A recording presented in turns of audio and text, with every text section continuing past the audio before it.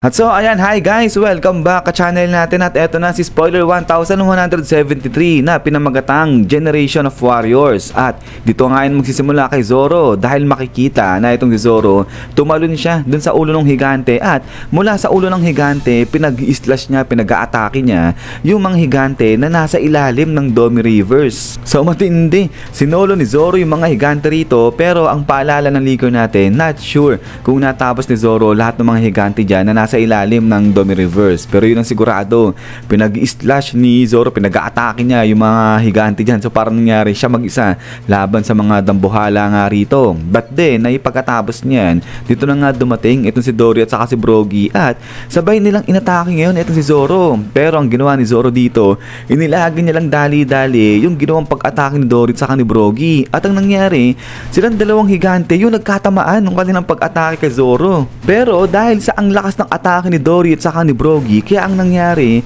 nakatngaro nila yung isa't isa into half. Sabihin na hati rito si Dory at saka si Brogy. But then, ay pagkatapos niyan, ay talo naman dito sa side ni Brook dahil nagawa na ni Brook na palayain itong si Nami, si Usopp at saka itong si Jinbei. Pero itong si Nico Robin, ganun pa rin, hindi pa rin siya makalaya, natrap pa rin siya diyan nga sa kapangyarihan ni Saint Summer kasi ito nakapulupot sa kanya yung mga thorn vines ni Summer. Pero ang good news dito dahil dumating na nga dyan sa eksena itong si Sanji, so kasama niya na itong grupo nga nila Nami at ngayon sinasabi na malapit si Sanji dito banda kay Gunko. So ito mamaya siguro balikan natin yan, bigyan natin yung reaction saka yung comments ng One Piece community patungkol rito. But anyways, pagkatapos dito kay Sanji ay biglang talo naman dito yan sa side ni Brook dahil dito ni-reveal na ni Brook, sinabi niya na yung patungkol sa identity at pagkatao ni Gunko. So dito ay ni-reveal ni Brook na yung tunay na pangalan ni Gunko ay Shuri at isang prinsesa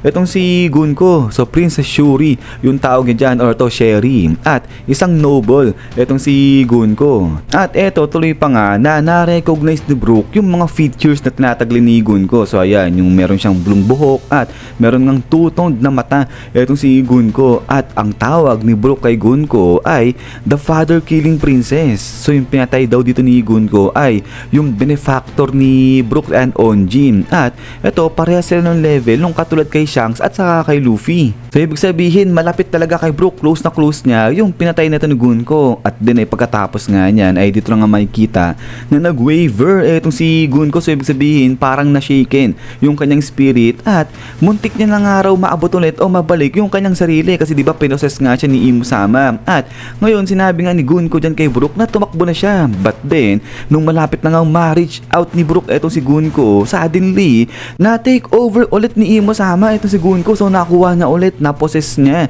itong si Gunko dyan. So kaya nga nagsisigaw si Gunko na tumakbo na si Brook. But then ay pagkatapos nga niya ay biglang talo naman dito sa side ni Gerd at saka nga ni Goldberg dahil eto nga aatakihin na nila dito gamit yung kanilang ultimate attack etong isa sa mga mama na Nightmare. Pero etong si Road biglang pinigilan yung dalawa, si Gerd at saka si Goldberg dahil sabi na nga dyan gusto niyang sumama o mag-join sa ultimate attack na gagawin ng dalawa na to. So kaya nangyari, tatlo sila ngayon yung sabay-sabay umatake dyan sa mama gamit yung ultimate attack. So itong ultimate attack na to parang katulad dyan nung sa pinagsamang atake ni Brogy at saka ni Dory. At so ayan ay dahil nga sa ginawang atake ng tatlo na to laban dito sa Mamang Nightmare, ang nangyari itong Mamang Nightmare ay napalipad nga yan at ngayon babagsak siya dito na kay Saint Summer. At so ito dahil nga sa babagsakan itong si Saint Summer, ang ginawa ni Saint Summer in-strike back niya, tinira niya pabalik itong Mamang Nightmare. Pero ang nangyari, naglanding yan dito mismo sa barko kung saan dapat sasakay itong mga batang higante at ang malala pa rito,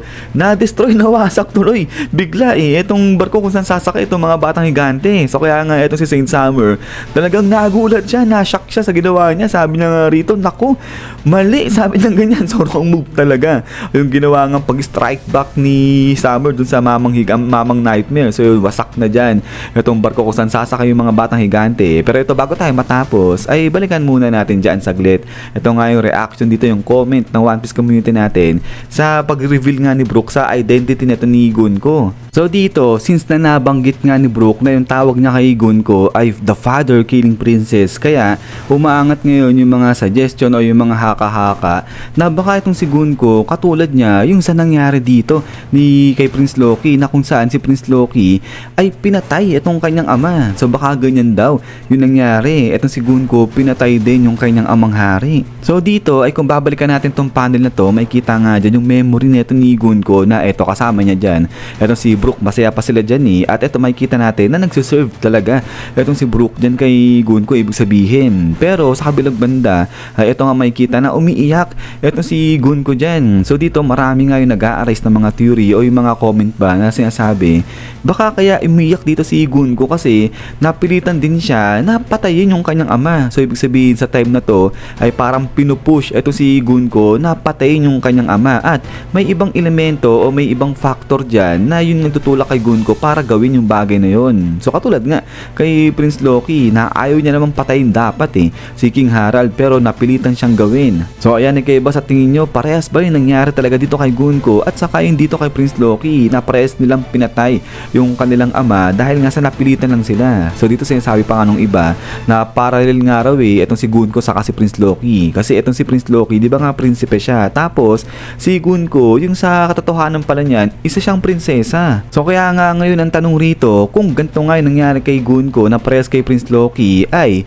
ano kaya yung elemento o yung factor na nagtulak kay Gunko para gawin yung bagay na yan para patayin din yung kanyang ama. So may kinalaman ba dyan sila Imo Sama, yung world government at katulad nga dito yung parang minanipula nila itong si Gunko para gawin yung bagay na yan. Pero pagkatapos nga rito balikan naman natin itong kay Sanji Boy natin. So ito nga nakita natin dumating na sa eksena itong si Sanji at kasama niya na sila Nami. Pero ito nga nakita niya na trap itong si Robin di pa rin makalaya yan. Pero ang pinakamalupit na factor dito malapit siya rito kay Gunko. Di ba nga ngayon kasasabi lang na ito si Gunko na poses ulit ni Imo Sama. So ibig sabihin yung kaharap ni Sanji ngayon ay ultimate boss yung kalaban niya dyan. So kaya ngayon ang tanong paano yung gagawin ni Sanji laban dito kay Gunko kasi babae ito si Gunko. So yan yung pinaka problema dyan kasi nga dapat magbo-burst nga raw itong si Sanji yung magagalit siya pero nung makita nga itong si Gunko parang hindi ganyan yung nangyari kasi nga hindi lumalaban diba sa babae itong si Sanji. So paano na yung big boss dito babae. So ito ngayon yung isa sa mga inaabangan kung ano yung discarding gagawin nito ni Sanji at kung ano yung decision na gagawin niya laban dito kay Gunko. So parang ang mangyayari ba niyan katulad doon sa laban niya ni Black Maria nagpagulpi na lang ito si Sanji kasi nga babae si Black Maria. So yan guys kayo ba sa tingin nyo ano yung gagawin ni Sanji laban dito kay Gunko. At then pagkatapos nga niyan isan guys so hanggang dito lang ito si spoiler 1173 natin. At so ayan kapag lumabas na yung updates patungkol sa chapter na to ay ipapresent ko na lang kagad sa inyo yan guys. Ayan ulit maraming salamat sa inyo. Nabubulbul na naman ako pasensya na guys. Pero yun ulit maraming salamat sa walang sampag support sa channel natin. So lagi mag-ingat. God bless niyo lahat at kita-kits tayo ulit.